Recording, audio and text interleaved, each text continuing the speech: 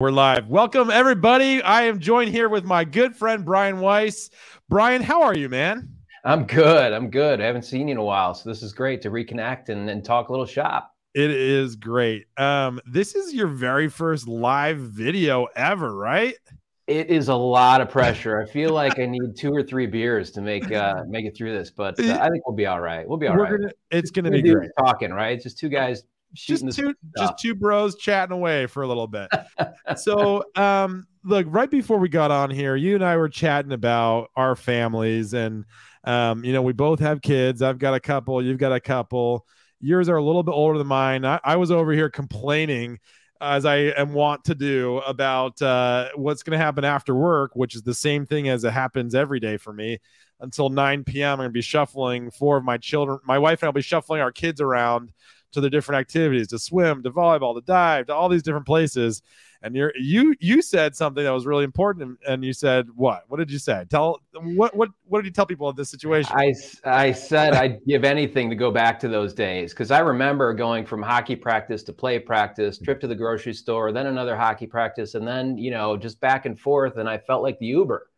And that's what I am. I feel like an Uber driver. Like an Uber driver. But then, and I couldn't wait until my daughter got her driver's license. She got her driver's license, and then she was happy to help out with any of those errands. So it calmed down a little bit. But then I blinked and she was off to college. Oh. So having them around and the honor of, getting those moments in the car, like I remember, like they were a captive audience. You could ask all the hard questions and they couldn't escape. It's so funny you bring that up. I remember being that age, and my mom would be like, "Hey, let's go somewhere real quick." And then I just like remember seeing like the lock go down on the door, and she would grill me with all the questions of things that you don't necessarily want to talk about as a teenage boy, but you have a captive audience. So I love that. But I do enjoy the time getting to connect on a one-on-one level with the kids. It's awesome. And yep. I'm sure that I will pine for these times. My oldest, she'll be 16 next year. We got a year left of this. So yeah. I do look forward to those days when we're not so busy, but I will really miss these times as well. And I think that's a good, that's kind of where we're at as a mortgage industry today, right? I think we're like, oh, geez, I miss 2.75% rates. I wish that I was busy with all these loans again, or I wish the housing prices were rapidly increasing, or I can't wait for 6 to 8 months from now when the Fed finally cools things down and rates go back to normal, and we're out of the recession, because it's not a real recession anymore, right? We moved the goalposts. We're changing up the definitions. We're not in a recession, but it sure feels recessionary or recession adjacent. So it's natural human behavior, right? Like we remember the good times and we wish they were there, and we look forward to something bigger, better, and greater. And I think we kind of miss out on the present when we're doing that, right? Totally. That's just it. And so I think that's the question I really want to ask you is, you are a seasoned veteran of managing top producing loan officers. We met when we were both at Fairway years ago and have stayed close.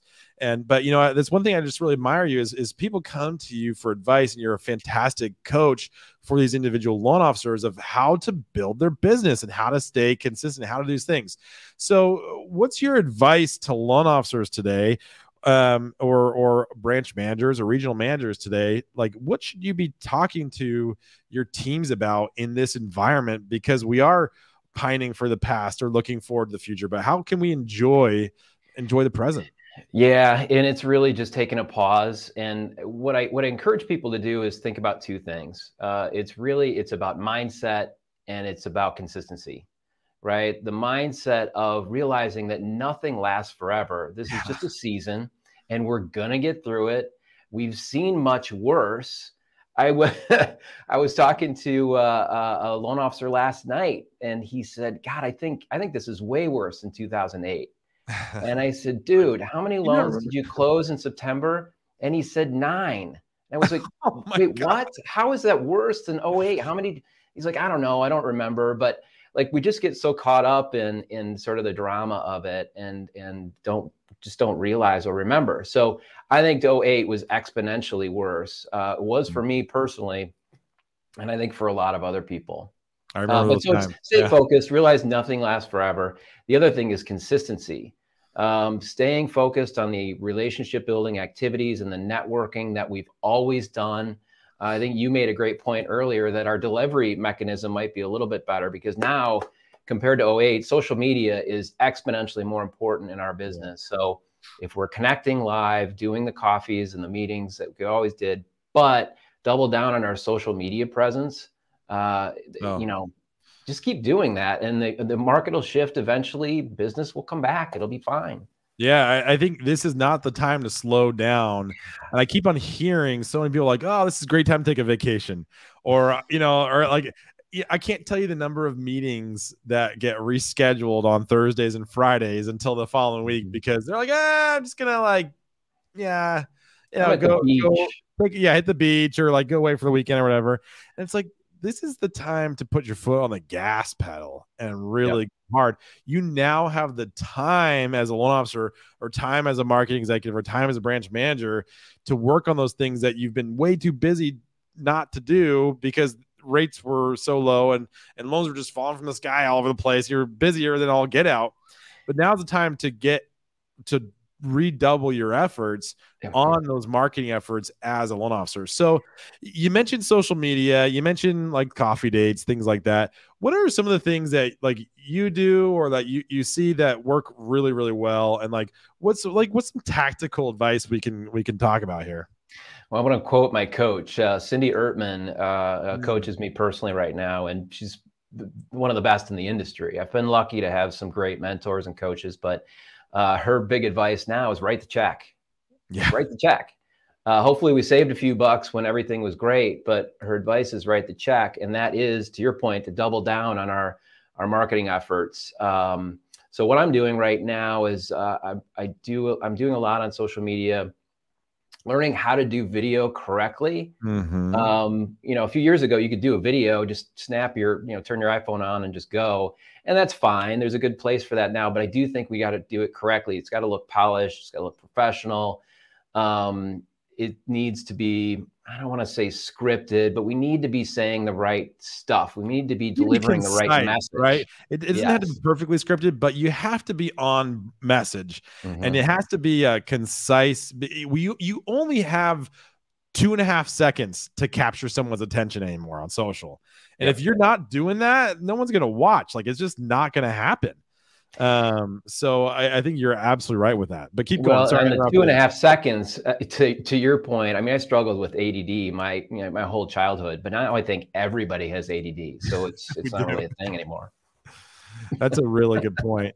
And I think, the messaging right now has to be very sensitive and empathetic, but also still capturing, right? I'm seeing a lot of really good content be put out there about unique loan products that can help people get into homes right now. CDFI, talking about Airbnb loans that you could not it's not an Airbnb loan, but like loans to get vacation properties, or just like unique different things that the traditional consumer or realtor referral partner is not thinking about. You as a loan officer have the ability to educate people with the knowledge that you have. You just got to get out there and start talking, because they say something, not nothing, right? That's just really, I mean, I think you're absolutely right. You have to have really, really good content.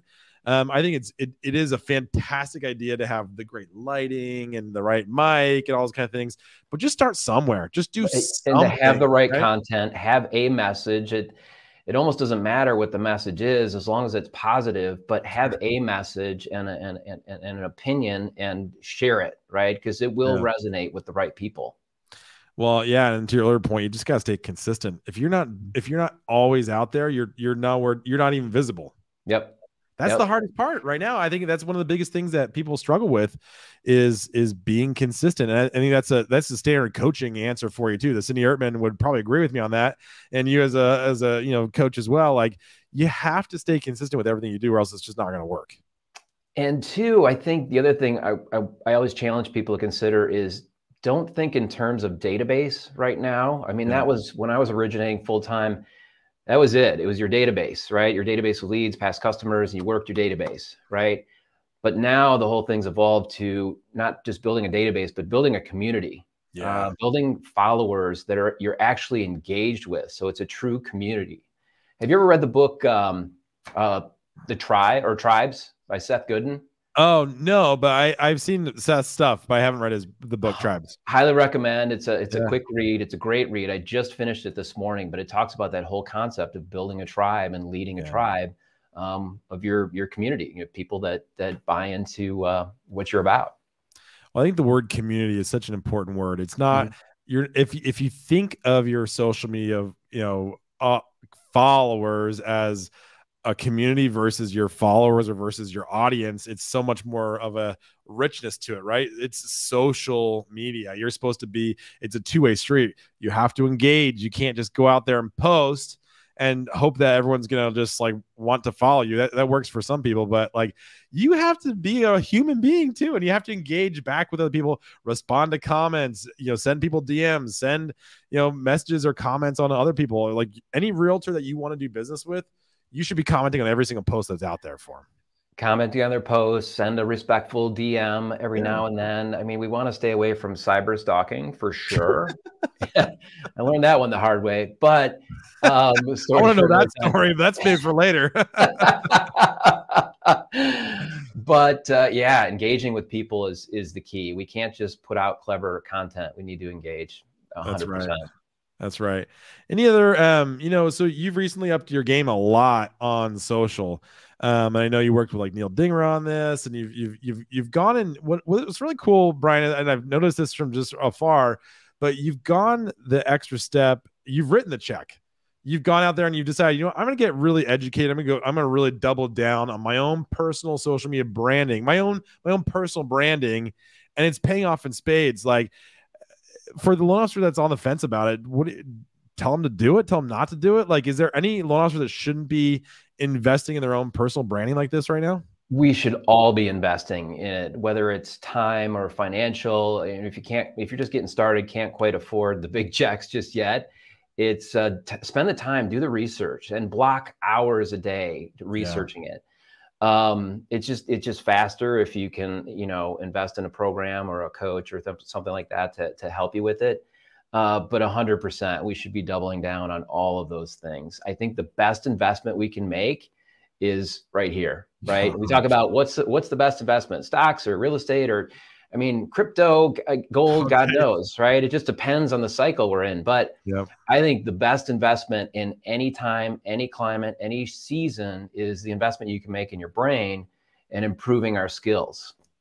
Dude, we should really end on that. I mean, that like we've been talking for 13 minutes. I guarantee you no one's listening anymore. But if they are, if you're still listening, drop me a DM and say, are you still listening? And I'll send you a gift card for Amazon for like $50 or like that, just to see if anyone's actually doing it. And I'll double it. Brian, so you're getting $100 if you just send us a DM about this. If you got to 13 minutes and 30 seconds, you're amazing. We appreciate you, Brian. Thank you so much for taking some time out of your busy day and sharing your wisdom. And just major kudos to everything you've done, and looking forward to seeing more. Appreciate it, brother. See you next time. You got it.